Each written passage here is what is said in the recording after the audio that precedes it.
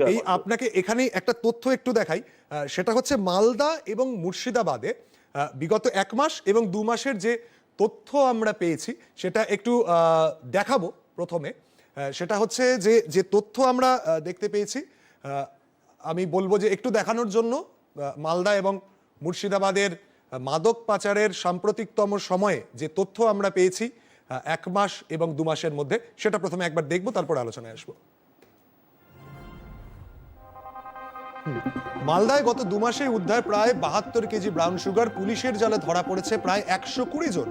মুর্শিদাবাদে চলতি মাসে প্রায় 1130 কেজি মাইক বা মাদক উদ্ধার হয়েছে, যার বাজার মূল্য প্রায় 1 কোটি টাকা। এবং এর সঙ্গে প্রসেনজিৎ দা আরো দুটো তথ্য আপনাদের দিই।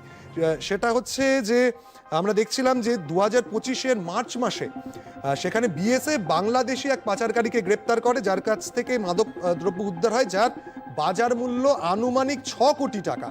এবং এই 2026 সাল চলতি বছরের ফেব্রুয়ারি মাসে, এই মাসের শুরুতেই সেখানে 1130 কেজি মাদক উদ্ধার হয়েছে, যার পরিমাণ হচ্ছে 1 কোটি টাকা এবং যার কানেকশন হচ্ছে নর্থ ইস্টের মণিপুর এবং নাগাল্যান্ডের সঙ্গে, মানে একদিকে বাংলাদেশের সঙ্গে, একদিকে নর্থ ইস্টের রাজ্য। ফলে এইটা তো সামগ্রিকভাবে নিরাপত্তা, যুব সম্প্রদায়ের যেমন ঘটনাটা রয়েছে, একটু নিরাপত্তা নিয়েও বড় প্রশ্ন উঠে যাচ্ছে। না, এইখানে আমাদের দেশে অনেক পণ্ডিত যারা মণিপুরের দীর্ঘদিনের অশান্তি নিয়ে নানা রকমের বক্তব্য পেশ করেছেন, আন্তর্জাতিক স্তরে ভারতবর্ষকে অপমানিত করবার চেষ্টা করেছেন, তারা তাদেরকে যখন সরাসরি প্রশ্ন করা হয়েছে যে আপনারা ওয়াকিবহাল যে মণিপুরে আহ, কি হয়েছে এবং সেক্ষেত্রে এই মায়ানমার এবং মায়ানমারের সঙ্গে ভারতের মুক্ত সীমান্ত, কেন মায়ানমারের সঙ্গে ভারতের মাঝখানে স্বরাষ্ট্রমন্ত্রী অমিত শাহ বলেছেন যে বাংলাদেশের মতো ওখানেও কাঁটাতারের বেড়া দেওয়াটা জরুরি এবং কাঁটাতারের বেড়া দেওয়ার কাজটা শুরু হয়েছে, আহ, সেটা যদি তারা বুঝতেন, একটা নিছক রাজনীতি না করে, বা হয়তো বোঝেন কিন্তু সব ব্যাপারেই রাজনীতি করাটা যেহেতু একটা ব্যবসা হয়ে দাঁড়িয়েছে ভারতবর্ষে, একদিকে বাংলাদেশ এবং একদিকে মায়ানমার,